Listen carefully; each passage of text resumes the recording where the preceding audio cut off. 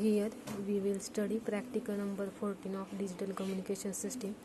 The aim of practical is test the performance of amplitude shift keying means ASK modulator and demodulator circuit.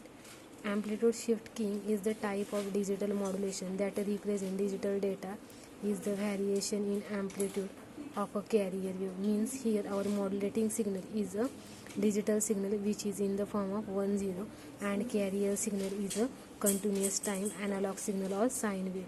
The amplitude of analog carrier is varies in accordance with a bit stream. The amplitude of analog carrier signal is varied in accordance with bit stream.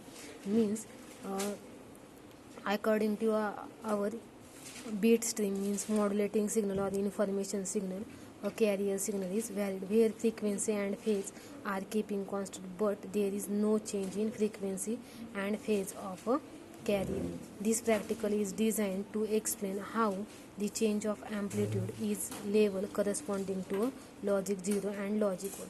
Here our modulating signal or information signal is in the form of digital form. Means there are only two values, one is logic 1 and next one is logic 0. For logic 1 in ASK we get a sine wave, and for logic 0 we cannot get a output. After that, a theoretical background required for this practical is any modulation scheme uses finite number of discrete signals to represent digital data. ASK uses finite number of amplitude, each assign a unique pattern binary digit. Each amplitude encodes an equal number of bits. Each pattern from the symbol is represented by particular amplitude, and demodulator is designed especially for the symbol. Use by demodulator determines the amplitude of received signal and maps into a symbol it represents. So the recovering the original data, frequency and phase of carrier are kept constant in ASK. After that we will see how here we will provide a binary signal. Means this one is our modulating signal or information signal. Next this is our carrier signal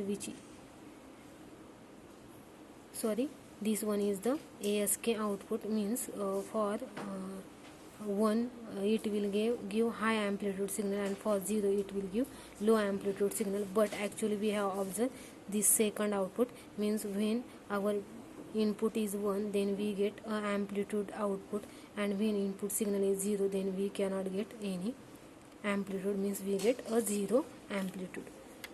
After that this one is the block diagram. Here input data is applied, then carrier is applied. These two input, here input data is 1 0 form, and our carrier signal is a continuous time wave sine signal. These two signal is applied to a product modulator, and at the output of a product modulator we get a binary ASK signal. This is the block diagram of ASK modulator. After the binary ASK output is applied to an envelope detector, and output of envelope detector is passed through a low pass filter, and at the output of demodulator circuit, ASK demodulator circuit, we get a original information signal which is in the form of 1 0. For this practical we required resources. First one is a CRO, next one is a ASK trainer kit, and next one is a connecting wire. For this practical we can use this kit, amplitude shift keying. Here carrier generator generates a sine wave at output. After that modulating signal generates a modulating signal at output. The output of modulating signal is applied to a data input, and output of carrier generator, that is sine wave signal, is applied to a carrier input. After that our ASK signal is observed at this output here, and the ASK output is applied to ASK input in a ASK demodulator circuit, and at the output we get a original information signal which is in the form of 1 0. Before making connection we have to know these two value. There are two value. First one is a logic 0 and logic 1.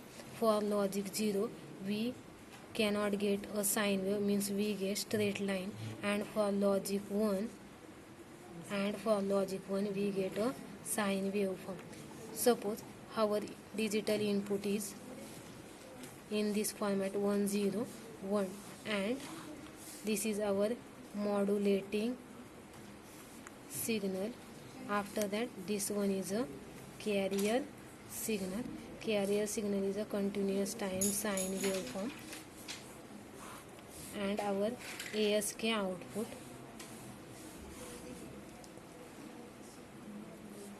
is in this pattern, means when our input is 0, then we cannot get a signal or sine wave, we get a straight line.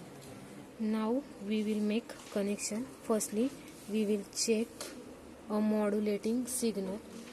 So our modulating signal is modulating signal here. So at the output we get modulating signal, and this signal we will observe on CRO. So here the modulating signal is applied to a CRO. Now we will see this one is the modulating signal, which is in the form of 1 0. After that, we have to check carrier generated signal, which is generated by this carrier generator. At output we get a continuous time signal. So at the output of continuous time signal we get a sine waveform of this type. Here we get continuous time signal, means sine waveform of carrier signal here, and we get a modulating signal here. Now we will make connection. First one, we will connect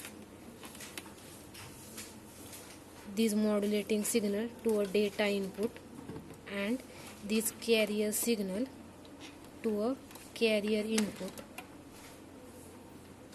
and we get ASK output at this point.